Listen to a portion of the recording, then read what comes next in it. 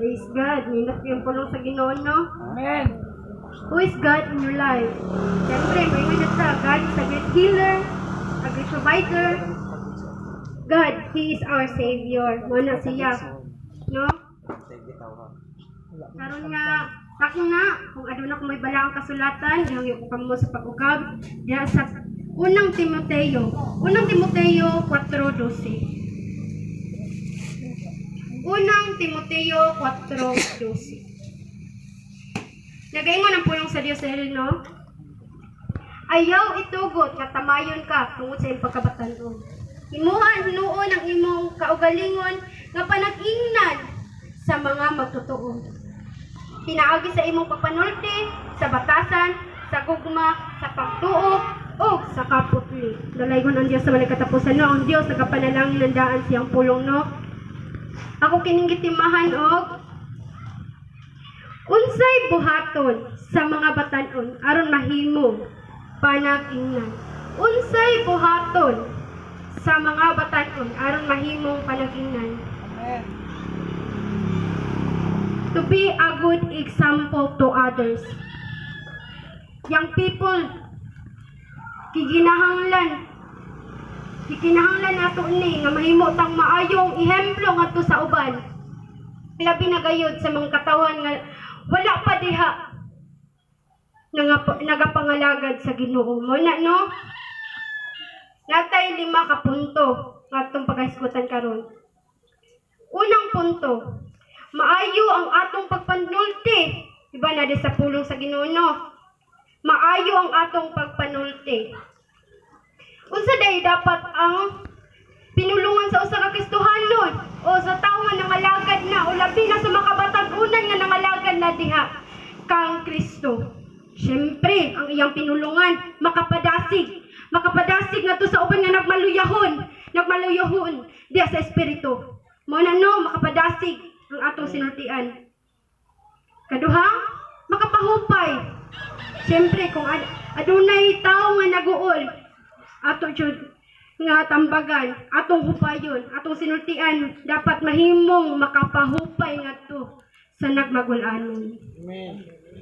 Katulo, mag-remind. Unsa man dapat ang atong i-remind ngadto sa uban?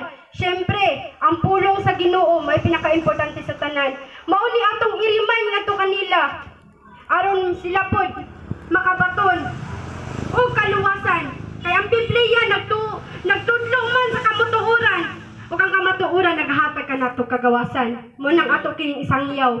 Kinahanglan adunat kitay kaisog nga mosangyaw niini ngadto sa uban. Mo nang, no, atong i-remind ang atong barkada o atong kauban sa trabaho nga unsa ang pulong sa Dios ug unsa ang nahasulat sa pulong sa Dios.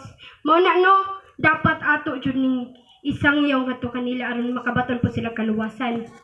Di ta selfish. We're not selfish, no? Dapat ato yung isangyaw. Kay sa panahon karon daghan kay nanginahanglan sa pulong sa Ginoo. Di man sila musulti, apan makita gyud, no? Na makita gyud silang panaguway nga uhaw ang ilang espiritu diya sa pulong sa Dios. Mo nang atong i-remind sila.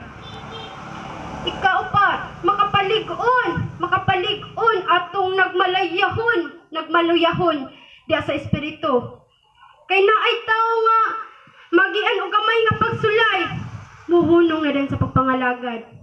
Tungod kay dili na niya kaya. Mo nang kinahanglan atong sinultian, dili sinultian sa mga sama, sa mga buang-buang. Atong sinultian mao to, no. Una, makapadasig, makapahupay, mag-remind, makapalig-on. Mo na atong sinultian as a Christian o as a young people nga nagapangalagad diha sa atong buhi nga Dios. Mo na atong dapat nga buhaton.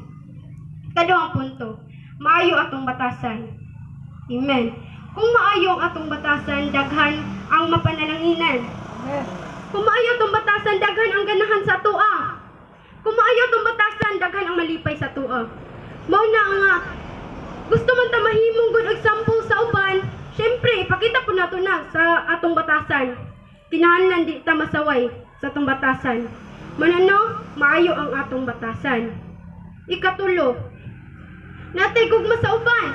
Unang-una, gugma pa sa atong Dios. Makita sa Mateo. Mateo 22:37 to 39. Mateo 22:37 to 39.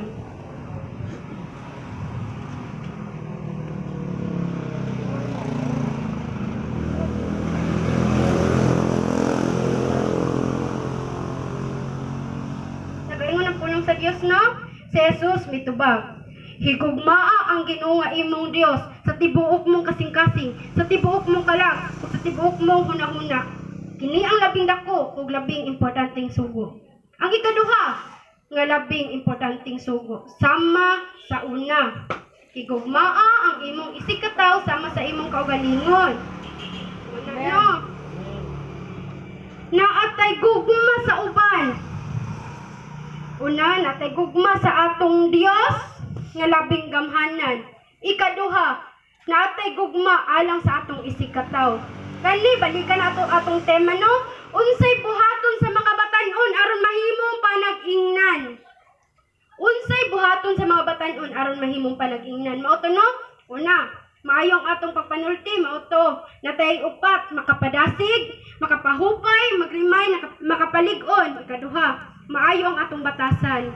Mao to. Ikatulong nga punto. Naatay gugma sa uban. Mo man ano. Karon sa kaupat na dito nga punto. Natay tinuod nga pagtuo sa Ginoo. Tinuod nga pagtuo sa Ginoo. Sa walay pagduha-duha. Ngano day? Kung magduha-duha ka, na possibility nga ma-failure na ang imong gituuhan. Mo na nga bugos jud ang pagtuo. Way pagduha-duha. Makita na sa Hebreo 12:2. Kung doon na kami balang kasulatan, pwede po mo mukab.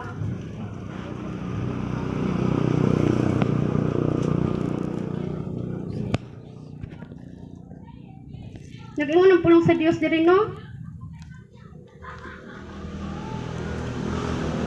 Ituto na ang atong mga mata ngadto kang Hesus nga mao'y gisandigan sa atong pagtuo ug tighingpit dinhi wala siya mosibog bisan pa sa iyang pag-anto sa krus ug wala niya isapayan ang kaulaw sa pagpakamatay dito sa krus tungod sa kalipay nga madawat niya ug naglingkod siya sa tuo sa trono sa Dios. Amen. Tungod si Kristo na ipagtuo nga maluwag ta pinaagi sa iyang kamatayon dito sa krus sa Kalbaryo.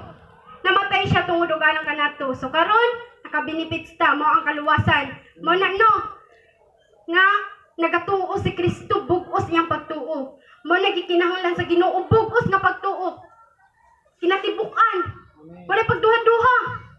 Nga pagtuo mo nagikinahanglan sa Ginoo alang kanato. Ikalima, adunay kaputli. Una hinlo ang atong hunahuna. Kung hinlo atong hunahuna, di ta maka-create og mali ngadto sa uban. Di ta makahunahuna o mo-judge sa uban. Kung putli ang atong hunahuna. Kung hinlo ang atong hunahuna, syempre, layo ta sa sala.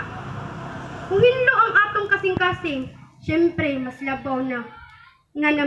Dali ra ang paghari ni Jesus Christ sulod sa atong kasing-kasing.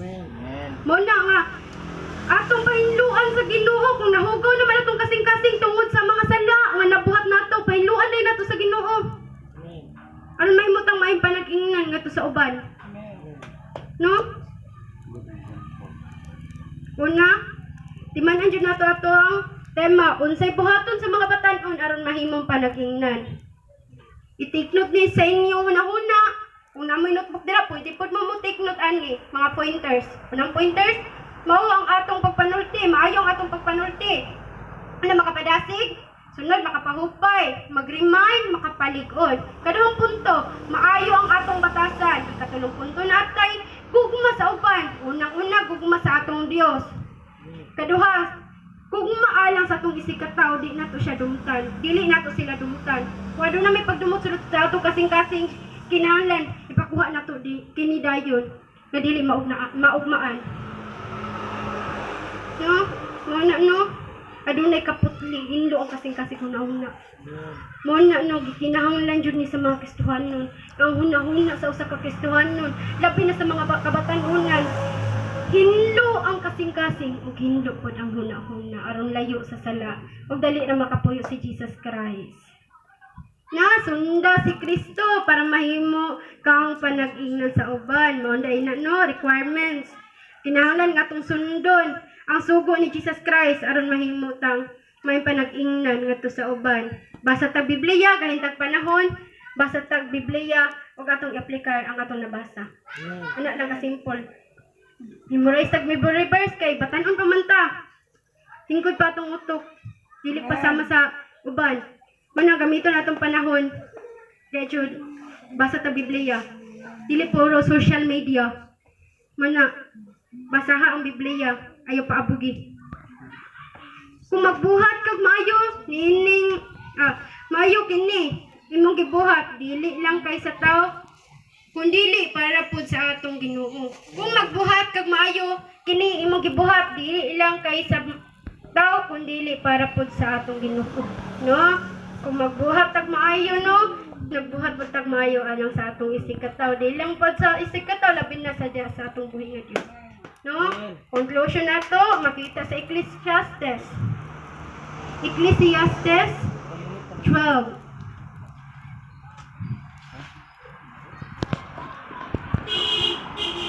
Nagaingon diri busa hinumdumi ang imo mabubuhat samtang batan-on pa ikaw sa dili pa maabot ang makasubo ang adlaw katuigan sa imo nga moingon ka dili ako malipayon sa akong kinabuhi. Amen. Dili ta preminti batan-on maabot ang panahon nga matigulang ta. Madaghan na tagbalatian anang mga edad. Karon atong lawas wala pa kay ta okay pa kayo ta. Wala hinumduman na to atong magbubuhat kay batan-on pa ta karon. Mugay tag panahon magpagamit ta sa ministry. Di ta magluya-luya. Magmadasigon kita diya sa espiritu ug kamatuoran. Kay mutabang ang Ginoo kanato. Dalaygon ang Dios sa katapusan kana lamang ang pulong sa Dios ning taknaa. Iyang tanang kadungganan o kahimbayaan.